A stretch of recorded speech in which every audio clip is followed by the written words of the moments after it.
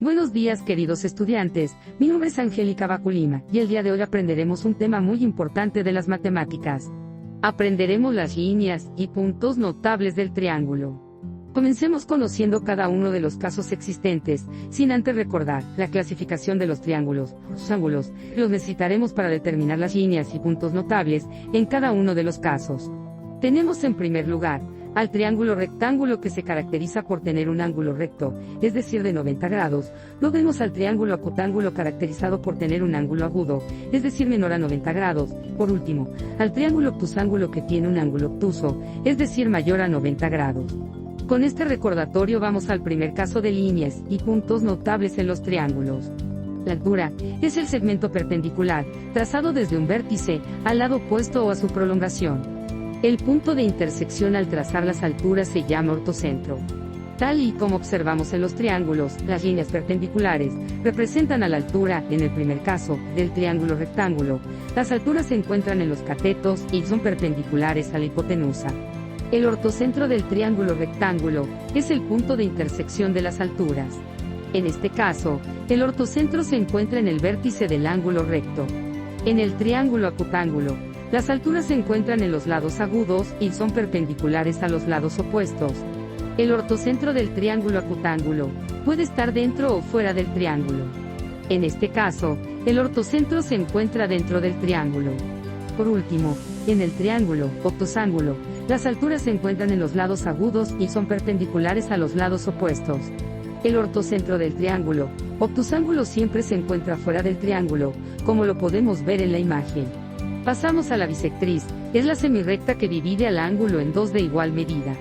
El punto de intersección al trazar las bisectrices se llama incentro. Presentamos nuevamente ejemplos. En el triángulo rectángulo, las bisectrices se trazan desde los vértices de los ángulos agudos hasta el lado opuesto. En este caso, las bisectrices dividen el ángulo en dos ángulos iguales. El incentro del triángulo rectángulo es el punto de intersección de las bisectrices. En este caso, el incentro se encuentra dentro del triángulo. Por otro lado, en el triángulo acutángulo, todas las bisectrices se encuentran dentro del triángulo. Las bisectrices dividen el ángulo en dos ángulos iguales. En este caso, el incentro se encuentra dentro del triángulo. Por último, tenemos al triángulo obtusángulo. Las bisectrices dividen el ángulo en dos ángulos agudos. Sin embargo, al menos una de las bisectrices se encuentra fuera del triángulo. En este caso, el incentro se encuentra dentro del triángulo.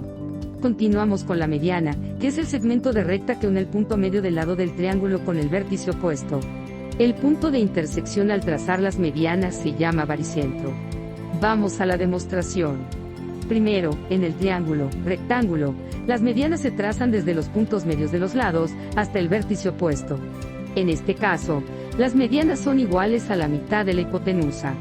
El baricentro del triángulo rectángulo es el punto de intersección de las medianas. En este caso, el baricentro se encuentra dentro del triángulo, en el punto medio de la hipotenusa. Segundo, en el triángulo acutángulo, todas las medianas se encuentran dentro del triángulo. Las medianas son iguales a la mitad de los lados del triángulo. En este caso, el baricentro se encuentra dentro del triángulo. Y tercero, en el triángulo obtusángulo, las medianas se encuentran dentro del triángulo. El baricentro del triángulo obtusángulo se encuentra dentro del triángulo. Como último caso tenemos a la mediatriz, es la semirrecta perpendicular trazada en el punto medio de cada lado del triángulo. El punto de intersección al trazar las mediatrices se llama circuncentro. Vamos con los ejemplos. En el triángulo rectángulo, las mediatrices son perpendiculares a la hipotenusa. El circuncentro del triángulo rectángulo se encuentra en el punto medio de la hipotenusa. Esto se debe a que las mediatrices de un triángulo se intersectan en el circuncentro. Por otro lado, en el triángulo acutángulo, las mediatrices no son perpendiculares a los lados del triángulo. Esto se debe a que los ángulos del triángulo acutángulo no son rectos. Sin embargo, las mediatrices del triángulo acutángulo se intersectan en el circuncentro que está dentro del triángulo. Este es un hecho general sobre las mediatrices de un triángulo.